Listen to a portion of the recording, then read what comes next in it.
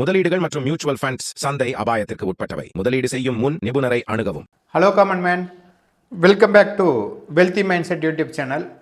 இன்றைக்கி நம்ம எல்லாரோட மனசுலையும் ரெகுலராக நம்ம கேட்டுட்ருக்கிற ஒரு கேள்வி தான் இன்றைக்கி ஒரு டாப்பிக்காக எடுத்து பேச போகிறோம். இது ரொம்ப ஒரு முக்கியமான விஷயம். இது உங்களுடைய நிதியை பற்றியது. என் கையில் காசே நிற்க மாட்டேங்குது, என்னோட கடன் அதிகமாகிடுச்சு, எப்படி சேமிக்கிறதுனே தெரியல, இந்த மாதிரி கேள்விகள் உங்கள் மனசுலையும் ஓடுதா? கவலைப்படாதீங்க. ஏன்னா இந்த மாதிரி கேள்விகள் தான் எல்லாத்தோட மனசுலையும் ஓடிக்கிட்டு இருக்கோம். ஒன்று உங்கள் ஃப்ரெண்ட்ஸோ இல்லை சொந்தக்காரரோ வேற மட்டும் இருக்கட்டும், உங்ககிட்ட இந்த கேள்வி இதில் ஏதாவது ஒன்றோ இல்லை எல்லா கேள்வியுமே கூட கேட்டிருக்கலாம். இந்த நிதிய நிலையை 3 மாதத்தில் மாற்றி அமைக்கலாமா அப்படின்றது தான் இந்த வீடியோவில் பார்க்க போகிறோம். இது சாத்தியமானு கேட்குறீங்களா? நிச்சயமாக சாத்தியம். வாங்க நம்ம வீடியோக்குள்ளே போகலாம்.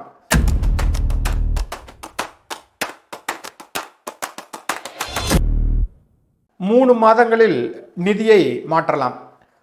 இது எப்படி சாத்தியம் அப்படின்றத புரிஞ்சுக்கிறதுக்கு முன்னாடி இந்த ஃபினான்ஷியல் ஸ்டேட்டஸோட முக்கியத்துவம் என்ன அப்படின்றத நம்ம புரிஞ்சுக்கணும். நம்ம எல்லோருமே சந்தோஷமாக வாழணும்னு தான் விரும்புகிறோம். ஆனால் பணப்பிரச்சனைன்னு சொல்லி வரும்போது அந்த சந்தோஷம் எங்கே போகுதுன்னே தெரியாமல் போயிடுது. இந்த நிதி சுதந்திரம் என்பது ஒரு கனவு மட்டும் இல்லை, அது நம்ம எல்லோருக்கும் தேவையான ஒன்று. இந்த நிதி சுதந்திரத்தை நோக்கி தான் ஒவ்வொரு மனுஷனுமே அவனோட வாழ்க்கையில் ஓடிட்டு இருக்கலாம். அவன் ஒரு ஓனராக இருக்கட்டும், இல்லை ஒரு கார்ப்பரேட் எம்ப்ளாயியாக இருக்கட்டும், இல்லை ஒரு சாதாரண கூலி தொழிலாளியாக இருக்கட்டும், எல்லாத்துடைய நோக்கமே நம்ம நிதி சுதந்திரம் அடைஞ்சிடணும் அப்படின்றது தான். இதை நம்ம அணில் அப்படின்ற ஒரு சின்ன ஒரு பிராணிகிட்ட இருந்து நம்ம தெரிஞ்சுக்கலாம். இந்த ஸ்குரலிங் டெக்னிக்கிட்ட உங்ககிட்ட நான் நிறைய தடவை சொல்லியிருக்கேன். அணில் என்ன பண்ணுன்னா, அது வேட்டையாடுற தருணத்தில், அதாவது அதோட இரையை சேமிக்கிற நேரத்தில் அது நிறைய கொட்டைகளை கொண்டு அதோடைய இருப்பிடத்தில் வச்சுக்கும். இது எதுக்குன்னாக்கா, அது அதோடைய மழைக்காலத்தில் இரை தேடுறதுக்கு வெளியில் போக முடியாது, அந்த மாதிரி நேரத்தில் அதை சாப்பிட்டுக்கும். ரெண்டாவது, அதோடைய பிரசவ காலத்தில் அதனால் உணவு தேட வெளியில் போக முடியாது, அந்த சமயத்தில் யூஸ் பண்ணிக்கும். இந்த சின்ன ஒரு பிராணிக்கு இருக்கிற ஒரு அறிவு 6 அறிவு படித்த மனைகளான நமக்கு இருக்கணும் அப்படின்றது தான் நம்ம வெவ்வேறு வீடியோக்களில் சொல்லிக்கிட்டு இருக்கோம். ஸோ இப்போவே நான் ஏன் ஆரம்பிக்கணும் அப்படின்னு நீங்கள் ஒரு கேள்வி கேட்கலாம். நாளைக்குன்னு தள்ளி போடுற ஒவ்வொரு விஷயமும் நம்ம வளர்ச்சிக்கு ஒரு பெரிய தடையாக மாறிடுது அப்படின்றத நீங்கள் புரிஞ்சுங்க. ஒரு சிறிய விதை தான் பெரிய மரமாக வளருது. அதுபோல் இப்போ நீங்கள் எடுக்கும் ஒரு சிறிய முயற்சியும் 3 மாதங்களில் மிகப்பெரிய ஒரு மாற்றத்தை ஏற்படுத்தும். இந்த நேரத்தில் இன்னொரு விஷயமும் நீங்கள் புரிஞ்சுக்கணும். இன்றைக்கி நீங்கள் ஏதாவது ஒரு ஃப்ரூட் சாப்பிட்றீங்க, இல்லை ஒரு இளநீ சாப்பிட்றீங்கன்னா அது நேற்று வச்ச மரமாக இருக்காது. ஒரு 10 வருஷத்துக்கு முன்னாடியோ, 20 வருஷத்துக்கு முன்னாடியோ, 30 வருஷத்துக்கு முன்னாடியோ யாரோ ஒருத்தர் XYZ வச்ச பணத்தை, அதோடைய பலனை தான் நாம் அனுபவிக்கிறோம். அந்த மாதிரி நம்மளுடைய வருங்கால தலைமுறைக்கு நாம் ஏதாவது ஒன்று விட்டுட்டு போகணும் அப்படின்றது தான் இந்த நிதி சுதந்திரம். மற்றும் இந்த 3 மாதத்தில் நம்மளுடைய நிதி ஸ்டேட்டஸை எப்படி மாற்றுறது அப்படின்றத பற்றி ஒரு திட்டமிடுதல் வேணும் அப்படின்றது தான் சொல்ல வர்றோம். அமெரிக்காவில் சமீபத்தில் நடத்தப்பட்ட ஒரு ஆய்வில் நிதி திட்டமிடுபவர்கள் தங்கள் பணத்தை பற்றி பேசும்போது, அதற்குண்டான திட்டங்களை உருவாக்கும் போதும் மன அழுத்தம் குறைவதாக கண்டுபிடிச்சிருக்காங்க. அதாவது நிதி பாதுகாப்பு அப்படின்றது மன அமைதியோட நேரடியாக தொடர்புல கொண்டது அப்படின்றது தான் அந்த ஆய்வுலேருந்து நமக்கு தெரிஞ்சது. அப்போ உங்களுடைய ஸ்ட்ரெஸ்ஸை குறைக்கணுன்னாக்கா ரொம்ப சிம்பிள். நீங்கள் எவ்வளோ சம்பாதிக்கிறீங்கன்றதை விட நீங்கள் அதை எப்படி திட்டமிட்டு செலவழிக்கிறீங்க அப்படின்றது தான் இருக்குது. ஸோ ஃபினான்ஷியல் செக்யூரிட்டின்றது உங்களுடைய பீஸ் ஆஃப் மைண்ட் அப்படின்றத நீங்கள் புரிஞ்சுங்க. இதுதான் அந்த அமெரிக்கா எடுத்த ஒரு ரிசர்ச்சோட முடிவும் அதை தான் சொல்லுது. ஸோ இப்போ நாம் டாப்பிக்கோட ஃபஸ்ட்டு மந்த்து, அதாவது முதல் மாதம் நீங்கள் என்ன பண்ணணும், அதில் உங்களுடைய ஃபினான்ஷியல் ஸ்டேட்டஸ் என்னான்னு முதல்ல உங்களுக்கு தெரியணும். அப்போ தான் அதை எப்படி மாற்றி அமைக்கிறதுன்றதை பற்றி நீங்கள் யோசிக்கவே முடியும். அதுதான் சரி. முதல் மாதம் நம்ம என்ன செய்ய வேண்டும், உங்கள் நிதிநிலைமையை முழுசாக நீங்கள் அறிஞ்சிங்க. அதுதான் முதல் படி. இது நீங்கள் ஒரு டாக்டர்கிட்ட போகிறீங்க, ஒரு ஃபுல் பாடி செக்கப் பண்ணுறீங்க. அப்போ உங்களுக்கு இருக்கிற எல்லா பிரச்சனையும் சொன்னால் தான் டாக்டரு உங்களுடைய பாடியை டயக்னோஸ் பண்ணிவிட்டு உங்களுக்கு எந்தெந்த மாதிரி மருத்துவம் நீங்கள் எடுத்துக்கணும் அப்படின்னு சொல்லுவார். அந்த மாதிரி ஃபஸ்ட்டு உங்களுடைய பணத்தை நீங்கள் பரிசோதிக்கணும். அப்போ தான் அந்த பணத்தை வச்சு என்னென்ன பண்ண முடியுன்றதை உங்களால் ஒரு முடிவுக்கு வர முடியும். ஸோ இதில் ஸ்டேஜ் 1ன்றது உங்களுடைய எல்லா வருமானத்தையும் தெளிவாக ஒரு பேப்பரில் எழுதுங்க. அப்போ தான் உங்களால் உங்களுக்கு எவ்வளோ வருமானம் வருதுன்றதை கரெக்டாக கண்டுபிடிக்க முடியும்.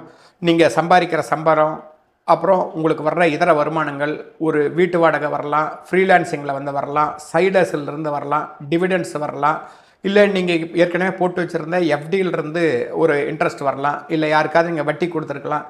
எல்லாத்தையும் வந்து கிளியராக எழுதுங்க. அப்போ தான் உங்களுடைய வருமானம் எவ்வளோ அப்படின்றத வந்து உங்களுக்கு தெரியும். இது ஸ்டேஜ் 1. ஸ்டேஜ் 2 வந்து உங்களுடைய எல்லா செலவுகளையும் வந்து கணக்கிடுங்கள். இதுதான் வந்து ரொம்ப ரொம்ப முக்கியம். ஒரு மாதத்துக்கு உங்களுக்கு அத்தியாவசியமான செலவுகள், வீட்டு வாடகை, உணவு, போக்குவரத்து, மின்சாரம், இதெல்லாம் வந்து அத்தியாவசியம். இது இல்லாமல் எந்த மனுஷனாலையும் உயிரோடு இருக்க முடியாது. இதுக்கு அடுத்தது அத்தியாவசியமற்ற செலவுகள், இந்த சினிமா, வெளியில் போய் சாப்பிட்றது, ஷாப்பிங்கு, இந்த மாதிரி என்னென்னு ஒரு நோட்டு போட்டு எழுதுங்க. கடந்த 3 மாதத்தில் உங்கள் வங்கி கணக்குகளை வந்து நீங்கள் சரி பார்த்தாக்கா உங்களுக்கு தெளிவான ஒரு ரோடு மேப் வந்து கிடைக்கும். ஏன்னா நீங்கள் எதுக்கு எந்தெந்த இடத்துல எப்படி எப்படி செலவு பண்ணியிருக்கிறீங்க அப்படின்றத வந்து நீங்கள் வந்து தெரிஞ்சுக்கலாம். ஸோ நீங்கள் உங்களுக்கு வர்ற வருமானத்தை வந்து ஒரு பேப்பரில் எழுதிட்டீங்க. ஸ்டேஜ் 2ல் உங்களுக்கு இருக்கிற மொத்த செலவுகளையும் நீங்கள் வந்து எழுதிட்டீங்க. ஒரு நடுத்தர குடும்பத்தோட வருமானத்தில் 30% வந்து உணவுக்கும் 20% வாடகைக்கு வந்து போகுது. இதில் உங்கள் நிலைமை என்னன்றது இந்த மேலே இருக்கிற சீட்டை வச்சே நீங்கள் வந்து தெரிஞ்சுக்க முடியும். ஸோ உங்களுடைய இன்கம் வெர்சஸ் எக்ஸ்பென்ஸை வந்து நீங்கள் ஓரளவு இப்போ புரிஞ்சுக்க ஆரம்பிச்சிருப்பீங்க. இதுக்கு அடுத்தது 3வது ஸ்டேஜ், உங்களுடைய கடன்களை எல்லாம் வந்து பட்டியலிடுங்க. கிரெடிட் கார்டு கடன், அப்புறம் பர்சனல் லோனு, அப்புறம் யார்கிட்டயாவது கைமாற்ற வாங்கினது, வீட்டு கடன், 2 வீலர் லோனு, அப்புறமேட்டு வந்து கோல்டு லோனு, இந்த மாதிரி எல்லாத்தையும் வட்டியோடு சேர்த்து வந்து நீங்கள் வந்து பட்டியலிடுங்க. இதில் எது மொத்த அமௌண்ட் எவ்வளோ வட்டி, எதில் இது அதிகமான வட்டி எது, குறைவான வட்டி எது அப்படின்றது இதிலிருந்து நீங்கள் வந்து தெரிஞ்சுக்கலாம். ஸோ இதுலேயே உங்களுக்கு ஓரளவு ஒரு கிளாரிட்டி வந்துடும். இதுக்கு அடுத்தது நீங்கள் வந்து ஒரு எமர்ஜென்சி ஃபண்டு வந்து க்ரியேட் பண்ணுறது. இந்த அவசரகால நிதி வந்து பார்த்திங்கனாக்கா உங்களுக்கு ஒரு சேஃப்டி ஹெல்மெட் மாதிரி, இதுதான் உங்களுடைய சேஃப்டி நெட்டு. திடீர்னு ஒரு மருத்துவ செலவு வருது, இல்லை வண்டியில் ஏதாவது ஒரு திடீர்னு ஒரு பிரச்சனை, இல்லை வீட்டில் ஏதாவது ஒரு பொருள் வந்து உடஞ்சி போச்சு, இல்லை வந்து ஃப்ரிட்ஜ் ரிப்பேர் ஆகி போச்சு, உங்களுக்கு திடீர்னு வந்து வேலை போயிடுச்சு. இந்த மாதிரி சமயத்தில் நம்மளை காப்பாற்றுறதுக்கு 3லேருந்து 6 மாத செலவுகளை வந்து அதுக்குண்டான ஈக்குவலண்ட்டான பணத்தை ஒரு லிக்விட் ஃபண்ட்லேயோ இல்லை வந்து ஒரு சேவிங்ஸ் அக்கௌண்ட் ஃபண்ட்லேயோ வந்து நீங்கள் வந்து போட்டு வைக்கணும். இதை உங்கள்கிட்ட இல்லைன்னா இது வரைக்கும் இதை இம்மிடியேட்டாக உருவாக்குறது தான் உங்களுடைய வேலையாக இருக்கணும். கடன்லாம் வந்து நீங்கள் அடுத்தது தான் வந்து பார்க்கணும். ஸோ ஒரு எமர்ஜென்சி கார்பஸ் வந்து க்ரியேட் பண்ணுங்கள். இப்போ மாதம் நீங்கள் வந்து முடிச்சிட்டிங்க. இப்போ உங்கள் நிதி நிலைமையை பற்றிய ஒரு முழுமையான புரிதல் வந்து இந்நேரம் உங்களுக்கு வந்திருக்கும். பயப்படாதீங்க, இது வந்து ஒரு ஆரம்பம் மட்டும்தான். ஸோ இப்போ நான் ரீகேப்புக்காக சொல்கிறேன். ஃபஸ்ட்டு வந்து உங்களுடைய வருமானங்கள் பூராத்தையும் வந்து கணக்கிடுங்க. உங்களுடைய செலவுகள் பூராத்தையும் வந்து நீங்கள் பட்டியலிடுங்க. 3வது நீங்கள் வந்து உங்களுடைய கடன்களை எல்லாத்தையும் வந்து பட்டியலிடுங்க. 4வது வந்து ஒரு எமர்ஜென்சி கார்பஸ் வந்து க்ரியேட் பண்ணுங்கள். இதுதான் ஃபஸ்ட்டு மாதம் நீங்கள் வந்து பண்ண வேண்டியது. இதுக்கு அடுத்தது 2வது மாதம் உங்களுடைய நிதி இலக்குகள் மற்றும் சேமிப்பு, அதாவது செட்டிங் கோல்ஸ் அண்டு சேவிங்ஸு, இதுதான் வந்து 2வது மாதம் நீங்கள் பண்ண வேண்டியது. முதல் மாதம் உங்களுடைய நிதி நிலைமை பற்றி தெரிஞ்சிட்டிங்க. இப்போ நீங்கள் நிதி இலக்குகளை எப்படி நிர்ணயிக்கணுன்னாக்கா அது வந்து இதோட ஸ்டேஜ் 1 ஸ்மார்ட் இலக்குகளை வந்து தேர்ந்தெடுக்கணும். ஸ்மார்ட்னாக்கா எஸ் மீனிங் வந்து ஸ்பெசிஃபிக்கு, மெசரபுள், அச்சீவபுள், ரிலவெண்ட்டு, டைம் பவுண்டு. ஸோ ஸ்மார்ட்ன்றது இந்த 5 வார்த்தையும் உள்ளடக்கியது தான். அதாவது குறிப்பாக இருக்கணும், அளவிடக்கூடியதாக இருக்கணும், அடையக்கூடியதாக இருக்கணும், தொடர்புடையதாக இருக்கணும், அதுக்கு வந்து டைம் பவுண்டு காலக்கெடுவும் அதுக்கு வந்து இருக்கணும். உதாரணமாக நான் பணம் சேமிக்கணுன்றது ஒரு இலக்கு, ஆனால் அடுத்த 3 மாதத்தில் வந்து 15,000 ரூபா அவசரகால நிதிக்கு நான் சேர்ப்பேன் அப்படின்னு சொல்கிறது தான் வந்து ஸ்மார்ட் இலக்கு. ஸோ உங்களுடைய இலக்குகளை எல்லாம் வந்து ஸ்மார்ட் இலக்காக வந்து நீங்கள் மாற்றி அமைங்க. அப்போ தான் நீங்கள் வந்து சரியான இலக்கை நோக்கி பயணிக்க முடியும். இதுக்கு அடுத்தது பட்ஜெட் போடுங்க. இப்போ உங்களுக்கு வருமானம் எவ்வளவு, செலவு எவ்வளோ அப்படின்னு தெரியும். ஒரு பட்ஜெட்டை வந்து ப்ரிப்பேர் பண்ணுங்கள். உங்கள் செலவுகளை எல்லாம் குறைத்து சேமிப்பு அதிகப்படுத்துறதுக்கு உண்டான வழியை வந்து இந்த பட்ஜெட்டில் நீங்கள் தேடுங்க. நீங்கள் ஃபேமிலி செலவுக்கு இந்த ஏற்கனவே நம்ம சொல்லியிருக்கோம் 50-30-20 ரூல் வந்து சொல்லியிருக்கோம். 50%ன்றது அத்தியாவசியமான தேவைகளுக்கு, 30%ன்றது ஆசைகளுக்கு, 20% வந்து சேமிப்பு மற்றும் கடன்களை வந்து அடைப்பதற்கு அப்படின்னு சொல்லி நீங்கள் பயன்படுத்தலாம். இதுக்கு அடுத்தது 3வது ஸ்டேஜ் தேவையற்ற செலவுகளை வந்து குறைங்க. நீங்கள் சப்ஸ்கிரைப் செய்து வச்சுருக்கிற பயன்படுத்தாத சேவைகள், இந்த ஓடிடி தளங்கள், அப்புறம் இந்த ஜிம் மெம்பர்ஷிப்பு, வெளியில் அடிக்கடி போய் சாப்பிட்றது, தேவையில்லாமல் வந்து ஷாப்பிங் பண்ணுறது, இவற்றை குறைப்பதன் மூலம் உங்களால் நிறைய வந்து பணத்தை வந்து சேமிக்க முடியும்.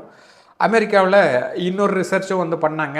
சராசரியாக ஒவ்வொரு மாதமும் 2,000 ரூபா வரை தேவையற்ற சந்தாக்களை ரத்து பண்ணுவதன் மூலம் மட்டும் வந்து சேமிக்க முடியும் அப்படின்னு சொல்லிட்டு கண்டுபிடிச்சிருக்காங்க. அதனால் உங்களுக்கு எது தேவை எது தேவையில்லை அப்படின்றதில் வந்து ரொம்ப தெளிவாக இருங்க. பயன்படுத்துறது எல்லாத்தையும் வந்து நீங்கள் தாராளமாக வந்து வச்சுக்கலாம். ஆனால் பயன்படுத்தாத ஒன்றை வந்து நீங்கள் வச்சுட்டு இருந்துட்டு எந்த யூஸும் இல்லை. அதனால் பயன்படுத்துகிற சந்தாக்களை வச்சுங்க. பயனில்லாத இந்த பேங்க் அக்கௌண்ட்டை கூட க்ளோஸ் பண்ணிவிடுங்க. ஏன்னா அதுக்கும் வந்து ஒரு மெயின்டெனன்ஸ் சார்ஜுன்னு சொல்லி ஒன்று இருக்குது. அடுத்தது 4வது ஸ்டேஜ் உங்கள் சேமிப்பை வந்து ஆட்டோமேட் பண்ணுறது. சம்பளம் வந்ததும் முதல்ல வந்து நீங்கள் வந்து சேமிப்பு கணக்குக்கு ஒரு குறிப்பிட்ட தொகையை மாற்றுவதற்கு வழக்கமாக்குங்க. அதாவது நீங்கள் வீட்டு செலவு பண்ணுறது ஒரு அக்கௌண்ட்டில் இருக்கணும். உங்களுடைய சேவிங்ஸ் அக்கௌண்ட்டு, அதாவது நீங்கள் ரெகுலராக இன்வெஸ்ட் பண்ண வேண்டிய அமௌண்ட்டை வந்து வேற ஒரு அக்கௌண்ட்டுக்கு மாற்றிடுங்க. அந்த அக்கௌண்ட்லேருந்து ஆட்டோமேட்டிக்காக வந்து அது வந்து இன்வெஸ்ட்மெண்ட்டுக்கு போயிடும். அதனால் இப்படி நீங்கள் பண்ணிங்கனாவே நீங்கள் ஒரு 2 மாதம் 3 மாதம் கஷ்டமாக இருக்கும். அப்புறம் வந்து பார்த்திங்கன்னா இது வந்து பழக்கமாயிடும். இந்த மாதிரி நீங்கள் வந்து ஒரு நிதி ரீதியான புத்திசாலித்தனமான முடிவுகளை வந்து 2வது மாதம் வந்து எடுக்க ஆரம்பிச்சிட்டிங்கனாக்கா நீங்கள் 2 ஸ்டேஜ் வந்து தாண்டிட்டீங்க அப்படின்னு சொல்லி அர்த்தம். 3வது மாதம் உங்கள் பணத்தை வந்து உங்களுக்காக வந்து வேலை செய்ய விடுறது, make your money work for you மற்றும் மறுபரிசீலனை, அதாவது ரிவ்யூ பண்ணுறது. இது 3வது ஸ்டேஜ். இது பண்ணிங்கனாக்கா நீங்கள் ஆல்மோஸ்ட் எல்லா பிரச்சனையிலேருந்து வெளியில் வரலாம். முதல் 2 மாதம் நீங்கள் நிதியை வந்து எப்படி கண்டறிஞ்சிங்க, எப்படி வந்து பட்ஜெட் போடுறது, எப்படி சேமிக்கிறது, இதெல்லாம் வந்து நீங்கள் கண்டுபிடிச்சிங்க. 3வது மாதம் வந்து பணத்தை நமக்காக வந்து வேலை செய்ய விடுறது. ஃபஸ்ட்டு ஸ்டேஜ் வந்து பார்த்திங்கன்னா கடனை அடைப்பதில் தான் உங்களுடைய கவனம் செலுத்தணும். ஏன்னா முதல்ல ஒரு பக்கெட்டில் நீங்கள் தண்ணி வைக்கிறீங்கன்னாக்கா எத்தனை ஓட்டை இருக்கோ அந்த தண்ணி வந்து வெளியில் போயிட்டு தான் இருக்கும். நீங்கள் எவ்வளோ தண்ணி ஊற்றினாலும் தண்ணி வெளியில் தான் போயிட்டுருக்கும். ஸோ முதல்ல அந்த ஓட்டையெல்லாம் அடைக்கிற வேலையை தான் ஃபஸ்ட்டு பார்க்கணும். நீங்கள் உயர் வட்டி கடன்களை வந்து முதல்ல அடைக்கிறதுல கவனம் செலுத்தலாம். அது அதிக வட்டி கட்டுவதை வந்து தடுக்கும். இதுக்கு வந்து 2 மெத்தட் இருக்குது கடன்களை அடைக்கிறதுக்கு. ஒன்று ஸ்னோபால் மெத்தடு, இன்னொன்று வந்து அவலாஞ்சி மெத்தடு. இந்த ஸ்னோபால் மெத்தடுன்றது சின்ன கடன்லேருந்து பெரிய கடன் வரைக்கும் எழுதிட்டு முதல்ல 2-3 சின்ன கடன்களை அடைச்சாவே உங்களுக்கு வந்து பெரிய கான்ஃபிடன்ஸ் வந்துடும். அதாவது ஒரு 1000 ரூபா ஃப்ரெண்டுக்கிட்ட வாங்கின கைமாத்து, ஒரு 2000 ரூபா வந்து ஒரு கிரெடிட் கார்டு கட்ட வேண்டியது, இந்த மாதிரி சின்ன சின்ன கடன்களை வந்து கட்டிட்டு போகிறது வந்து உங்களுடைய கான்ஃபிடன்ஸ் அதிகமாக்கி பெரிய கடன்களை நோக்கி அதை வந்து கட்டுறதுக்கு உண்டான வழிகளை வந்து தேடிட்டு போவீங்க. இது வந்து ஸ்னோபால் மெத்தடு. அவலாஞ்சி மெத்தடுன்றது பெரிய வட்டி கடன், அதாவது 36%, 46%, அது வந்து எவ்வளோ சின்ன வேல்யூவாக மட்டும் இருக்கலாம்.